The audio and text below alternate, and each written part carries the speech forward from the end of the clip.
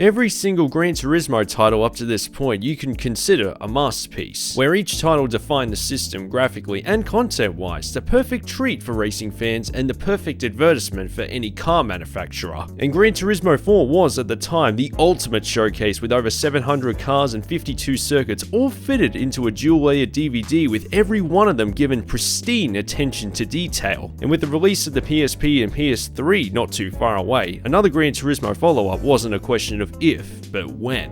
Though the answer to when was a very long time.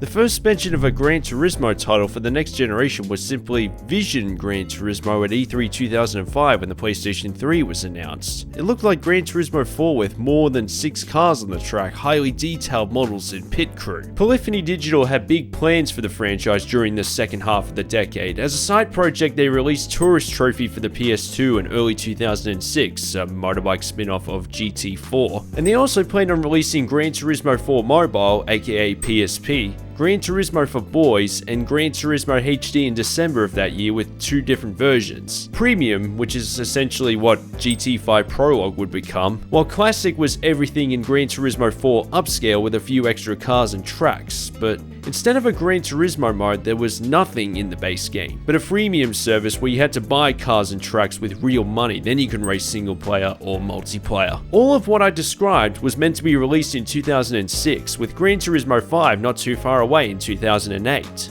But as history tells us, to expect a Gran Turismo title to meet its original deadline is as likely as Grand Theft Auto 6 meeting its first deadline. You know it's not going to happen, because 1, Polyphony are perfectionists, and 2, like so many developers would say about the PlayStation 3, Polyphony struggled to understand the complicated cell processor inside one, with Kazunori Yamauchi saying it really was a nightmare for us. He could never come up with a release date himself and hated when it would eventually release, since he's always thinking, oh, why didn't we do this? Why didn't we do that? The way I see it, when you look at where his games ranked among the highest selling on every PlayStation console and where this one would eventually rank, yeah, give him the time he needs, he's gonna make plenty of money regardless. They kept development as secretive as possible due to Nissan's involvement, particularly involving the GTR, where Polyphony themselves designed the multifunction display. Nissan and Polyphony were partners as early back as the first Gran Turismo title, which might explain why there are so many questionable models available, but it was GT5 where they did more than just put their cars into a video game. They also co-founded the GT Academy around this time, conceived by Darren Cox, who gave Gran Turismo players the opportunity to become real-life professional racing drivers, where the best of the rest entered the Nissan Driver Development Program, and it lasted from 2008 to 2016, becoming part of the basis for the Gran Turismo film in 2023.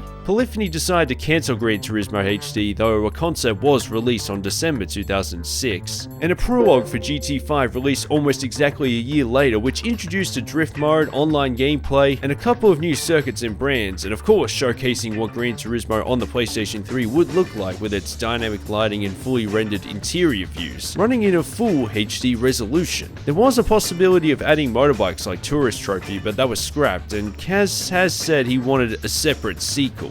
Gran Turismo 5 was officially unveiled at E3 2009 and was hyped to the heavens. At the Special Equipment Market Association in Vegas on November that same year, it was expected to be released on March 2010 in Japan, but it kept getting delayed and delayed and delayed and delayed before finally being released worldwide for the PlayStation 3 on November 2010. I wanted to wait for a cheaper price because I had so many PS3 games to catch up on in the meantime. That's why I didn't get it on the day of launch, despite GT5 being one of the earliest games I remember trying to find news about, the latest features, or when it will be released. And back in 2016, I also distinctly remember having multiple little illnesses throughout that stretch while trying to work on this review, and Uncharted 4, Classic Doom, Crash Bandicoot, and Castlevania Symphony of the Night, capturing gameplay sick as a dog. And I also just bought Gran Turismo 6 with the steering wheel, in which the GT mode progressed a lot better, which wasn't fair because it came out a few years later. But for this re-review, I'll be looking at GT5 as if it was released in 2010. And having reviewed a few Forza titles, which was Xbox's sim racing rival, even to this day. So there'll be a few comparisons for this review as well. Yeah, I didn't have an Xbox 360 back in 2016. After you decide whether or not to install the update, the opening is a fast motion montage of how a car is built, right from gathering the materials to build the parts for the car. Is it as epic as Gran Turismo 3 or 4's openings? Nostalgia talking, so probably not. But it's certainly unique with the Lang Lang rendition of Piano Sonata No. 7 playing in the background before the typical montage of gameplay in full motion video. The process of how a car is built has to start somewhere, right? The interface is pretty poor. Like GT5 Prologue, you get the sense the game is encouraging you to enter the online game modes more, always asking you to sign up to the PlayStation Network despite everything being shut down by this point. Even in the arcade mode in GT4, the car selection is by manufacturer, whereas here everything is in one place, so navigation feels more tedious than it needs to be. Feels more like a computer browser than a game menu compared to the predecessors. I guess I just missed driving heaven, being able to scroll to different areas to find what I was looking for. It was part of the whole presentation, and it makes the single player part of the game feel more like an afterthought. Like, here's something in case you poor saps can't get good internet. Certainly the case down here in Australia in 2010. But look at it this way, you don't need an internet connection to access single player content, cough, and there is still a ton of it here. And aside from the menu interface, it sets a better first impression than even the first 4 Gran Turismo titles. Thanks to the latest updates, I got a solid first car right from the get-go, which is quick enough to win the first few events. The event types, names, and thumbnails were all nostalgic for. Sunday Cup, Clubman Cup, FR Challenge, Endurance events, they're all here. Could have had more event types and, as I said before, better spread out like GT4. But it took me 16 hours to reach the point of unlocking all of them on A-Spec mode, so there's plenty to do. The special events in a way replace the driving missions with multiple licensed franchises and championships, including Top Gear, NASCAR, Mercedes-Benz, go-karts, and anything that fits on a pre-made circuit designed with the course maker. Hi, I'm Jeff Gordon, professional NASCAR driver. Okay, why are the cutscenes for these special events so bad? Jeff Gordon looks very robotic, and none of the presenters narrate the Top Gear cutscene, unlike the Forza titles. It's nitpicking, but it's very distracting.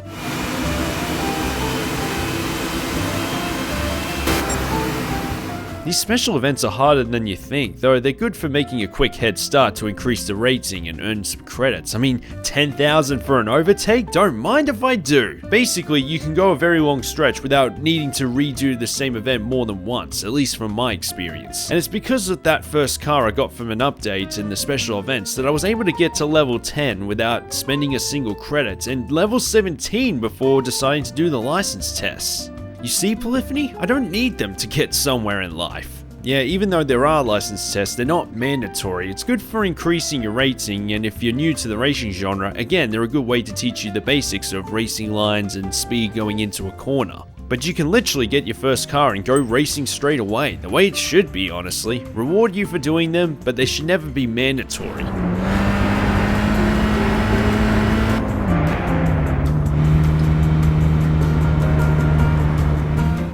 New to the series is being able to design your own course, and I just want to say designing racetracks was something I loved doing in my spare time, especially in high school when I was bored. So to do it in a Gran Turismo game sounded like a dream idea. Unfortunately, it's not as simple as drawing a line with the analog stick, altering the elevation, and slap some grandstands and trees around it. Here you pick the theme including circuit or road surface, and you mess around with the switches, complexity, sharpness, and road width on each sector. And the game designs those parts for you whether you like it or not. I mean, it does a better job than what Hermit Tilke comes up with nowadays, but what bothers me the most is how long these circuits are regardless of the number of sectors. Because apart from the stunning views in the distance, every lap driving on these barren circuits feels like a drag. If only there was an option to plug in a USB mouse so you can be precise with your options, but I just stick with the circuits that have been made for this game.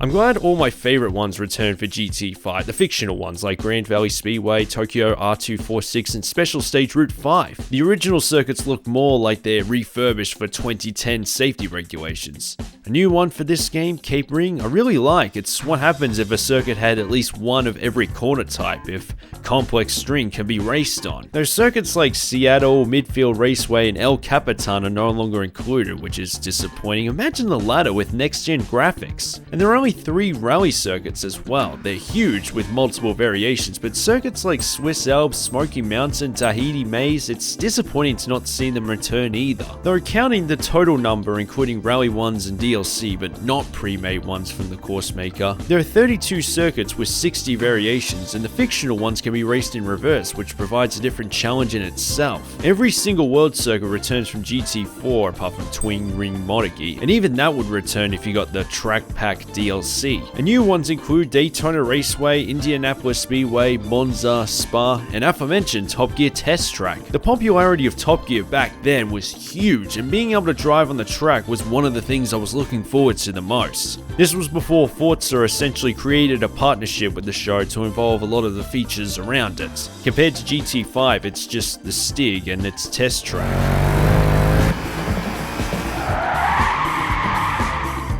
And the special events for them still perplex me with VW panel vans and Kubel wagons. Historical vehicles, yes, but why not supercars? Compared to Forza Motorsport 4, where you had the Suzuki Liana and Kia Ceed, so you can see how your time compares to the guests from the show, like that's part of the career mode in Forza 4. Now after you unlock the circuit for arcade mode, then you can blast around with your favorite car trying to match the Stig's lap times.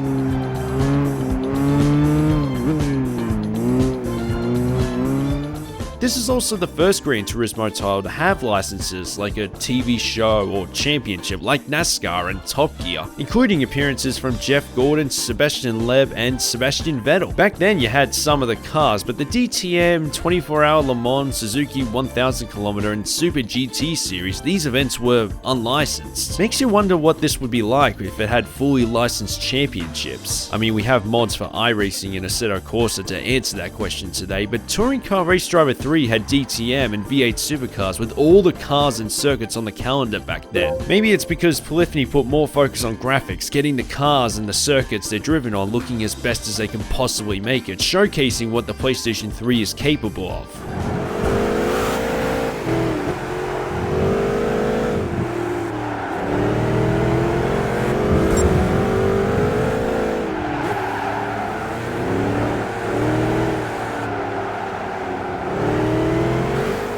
In retrospect, Gran Turismo 5 had developed a reputation for being more underwhelming graphically than it should have been, which I think is unfair when talking about how difficult it was to develop games for the PS3, including Polyphony. And by this point, Sony had a proper rival to Microsoft with the Forza series. You had another sim racer which, honestly, by comparison doesn't look as unstable. Looking at the two consoles, the PS3 output looks grainier than the 360. I didn't think about it since the PS3 was the only console I had. And yeah, on one hand you can tell they struggled to comprehend how the console works, appearing overcooked and undercooked in multiple areas. Shadows and dust are blurry and low res, it's obvious during replays and inside the car. And there's still the sense of emptiness about your surroundings, like everyone in the crowd is frozen. Take Special Stage Route 5 for example, no billboards, empty grandstands, like what happened to this? The output is 1080p and 60 frames per second, which was the gold standard in 2010, but the frame rate is choppy with noticeable screen tearing when things get hectic. Though if you change the output to 720p, it runs more smoothly. It can depend on whether you've got the interior view selected, the circuit you're driving on, but there's only so much power in the PS3 that can run a game with over 1,000 cars, right? So at least it tries to push the limits of the console like a Gran Turismo game should, and I am willing to put up with the frame rate for a higher resolution.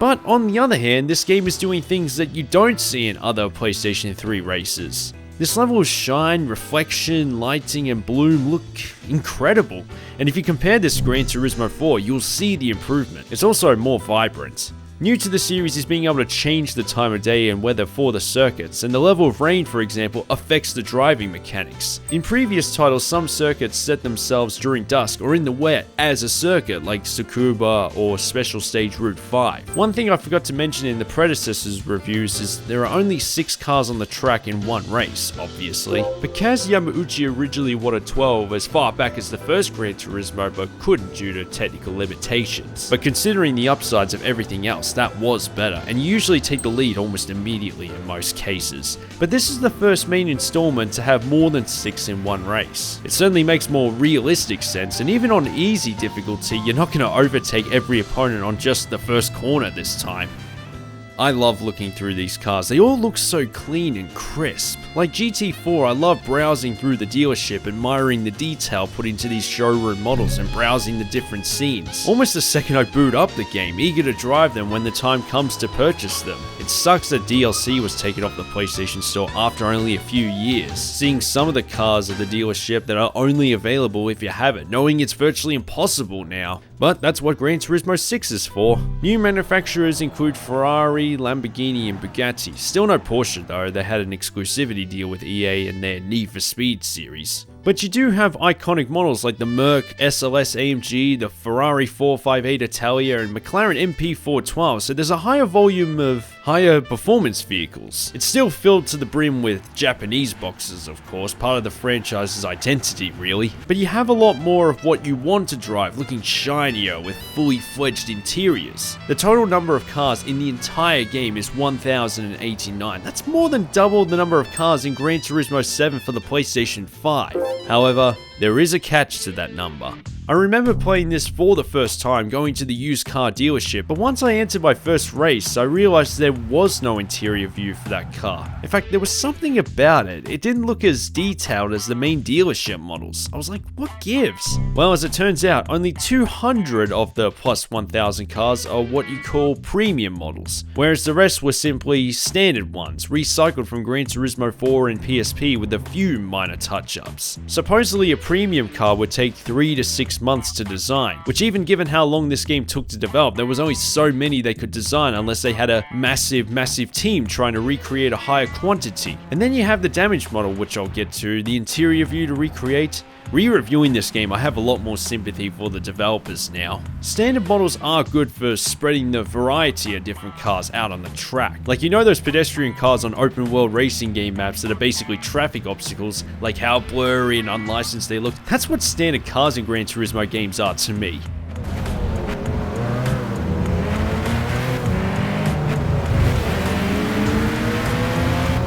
But would you prefer premium only cars even if the total number of them takes a significant dip? Well, considering 90% of my garage after capturing gameplay consists of premium models, I'd say yes, definitely. Quality over quantity, especially if the interior view is your favorite camera option during gameplay. Yes, I know an update allows you to be inside a standard car, but I always like seeing the interiors of these fancier models. It's part of that immersion during gameplay, whereas a standard model makes me think I'm playing Gran Turismo HD rather than 5. It's only when a certain event gives me no option than to use a standard car because it's the only one eligible, then I'll drive a standard model. That and when I need to sell a prize one for a bit of extra cash. It's worth noting that if you have Gran Turismo on the PSP, you have the option to import cars from your garage from that game into GT5. I wish I could demonstrate, but because I have a PlayStation Vita and Gran Turismo downloaded off the PS Store, it doesn't work. It might be the console itself. It'd more likely work if I was using a PSP.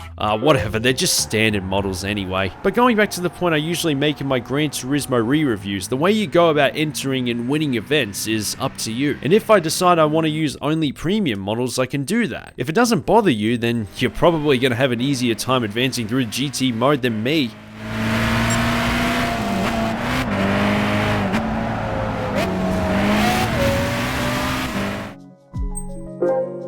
GT Auto returns and has a few extra options than just oil change and car wash. You can basically customize the car the same way you can in Need for Speed, just without the finals, so nowhere near as varied in what you can do compared to the Forza titles, not even the first one. Being able to turn a normal car into a racing one is a nice throwback to the PS1 Gran Turismo titles. Never had a reason to do so for this playthrough though. Then again, looking at the rating you need to be at just to unlock the chance to buy a racing car, this is not a bad alternative. Honestly, in the case of sim races like Gran Turismo and Forza Motorsport, I care more about winning the races because you're using so many different cars, and it gets harder when you reach the higher tiered events, so you want to spend that money on performance.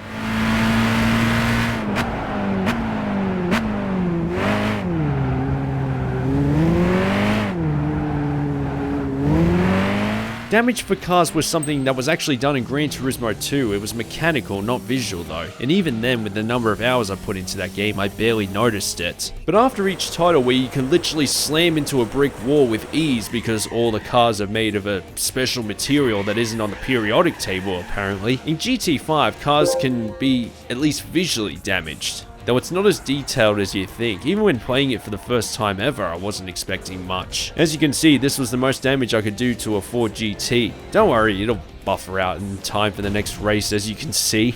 There were claims the damage model had to be unlocked, like a cheat code on a PS1, but based on the best of my knowledge and experience, the standard cars can only be dented and scratched, whereas premium cars, doors and body parts can be detached, with the rally models allowing you to rip them off completely, though it takes a proper effort to do so. What stood out to me the most during the races is the opponent AI actually recognizing you on the track. If you stand in the middle of a racing line on a long straight, they'll actually slow down and drive around you. Physics of a car when looking at them from the exterior look great, but it's the interior view that further enhances it, especially when using a racing wheel. That's the best way to play this game. In terms of driving, the physics have been changed, so you need to load the wheel outside to get around the corner better, according to my research. I admit, even after reviewing all these racing games, I didn't even think about it. I suppose because you have multiple places on the controller, the action buttons, the trigger buttons, the analog sticks, they all allow for more precise control when handling, braking, and accelerating. Now I will say, compared to 5 Pro, cars have a little more grip with the default option, and it never felt like traction control interfered too much. The way I see it, I just play the game with the default controls, and if you're enjoying it, there's no such thing as the right or wrong way to play it. Finish.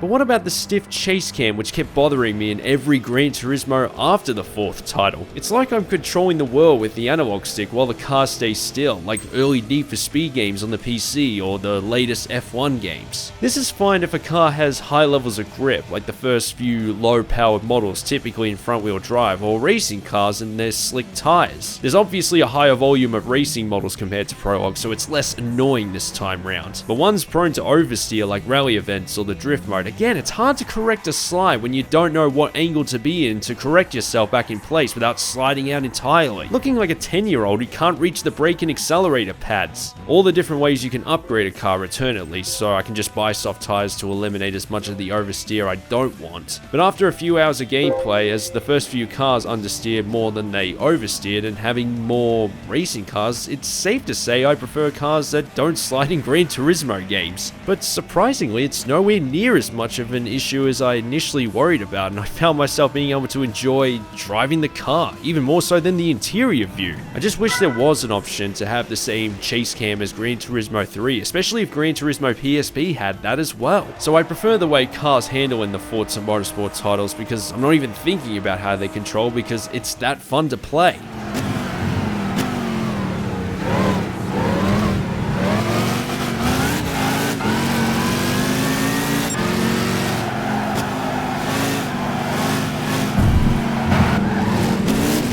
But if you don't want to drive the cars yourself, then A-Spec mode is for you, and expanded from Gran Turismo 4 for better and worse. Here you create your own drivers with their own racing suits, helmets, attributes, even the random name generator spits out stereotypical racing drivers. Like GT4, you have control over how hard to push the driver, when to overtake, when to pit in, but there's more analytical feedback including mental and physical fatigue, aggression levels, and the more races a driver competes in, the more experience they gain. However, instead of having the option of A and B specs for any particular event, both are separate modes, so progression isn't connected with one another, and that was a mistake. Because what made A-Spec useful in GT4 are the endurance events. If you needed a breather or you don't have the mental capacity to get through, well, a 24-hour race, this was invaluable. I mean, drivers take turns in endurance races in real life, why not here? There isn't even an option to fast forward, and there are more laps per race than the A-Spec events, which make the races and clocking up trophies feel even more like a grind. And that's where Gran Turismo 5 finds itself having the same issues as its predecessors. The way the progression system works here, it's designed to encourage and discourage you from grinding at the same time, redoing the same event over and over again for some money, but the amount of experience you earn isn't as high, so it takes longer. I was ready to say this was the worst part of GT5, as memories of cars being locked simply due to not having a high enough level despite having the money put me off this game for a long time. I always felt the Forza Motorsport titles had a better structured career mode. It had multiple driving assists and difficulty options that Gran Turismo doesn't let you switch around, while also rewarding you for turning up that difficulty, until Motorsport 4 when it added a dynamic difficulty when it got harder the better you played it. Also, fair enough. But I found this system in GT5 very difficult to critique. Do you hate it for the way it makes you grind, or is it simply the way I'm playing this game? The more I've played it with a different perspective compared to when I reviewed this in 2016, the more I can understand why the things I'm annoyed about here are implemented in the first place. I can kind of understand that you need experience to drive a faster car, hence the leveling system, and some pro race drivers compete in the same event annually. Like I said before, I was able to reach level 16 without redoing the same event more than once, an improvement over, let's say, Gran Turismo 2 or 3. Though it's easier to suddenly run into a brick wall, and therefore encourages you to grind up to save up for that car that's eligible for an extreme event. So there could have been a lot more variety with the events to level up in other ways. The progression system is set up so you can't use, well, my traditional way of rising up the pecking order, saving up for a really good car and spending 10 times as much on upgrades than the prize money I earned to win the events more easily. And as a consequence, redoing the same events too much as it required. I think I might be the problem. The events, particularly ones with horsepower limits, are a little bit more difficult, okay? But in some ways, that's what a Gran Turismo game is all about. You're in control over how you progress. Again, if it's as fun to play as a video game on the track, that's all that should matter, really. Maybe not as much as GT2 or 3 because of how simple they are driving-wise, but good enough.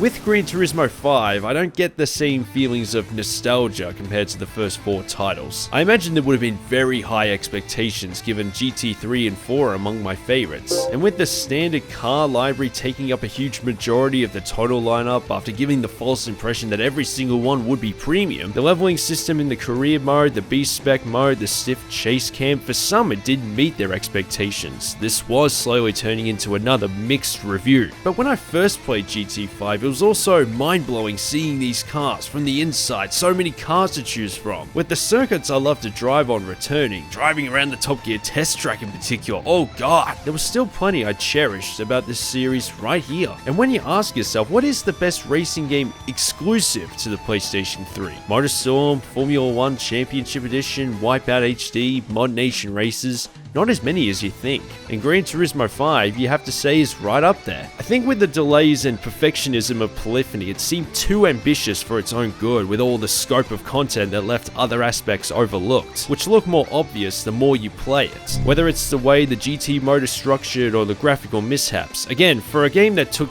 5 years to develop, this feels incredibly rushed, even with the latest updates. And I wonder if trying to understand the PlayStation 3 hardware, how much of that was a huge factor. The developers hoped with the painful experience and having the game engine set, the follow-up wouldn't take as long. And yeah, they made Gran Turismo 6 just after the launch of the PS4 and includes all the content from 5, including all the DLC, with a lot more new circuits and cars on top of that, which I only realized until I was making this review. So while a little more unstable, it's the better option by a long margin. Basically Gran Turismo 5 and more. But GT5 on its own, like many PS3 titles, or any Gran Turismo title for that matter, also helped by being the #1 best-selling PS3 exclusive. You can find this anywhere on the dirt cheap, and you get 1,000 cars, a lot of them control very well with dozens of hours of events to compete in. You certainly get what you pay for when you take it to the track.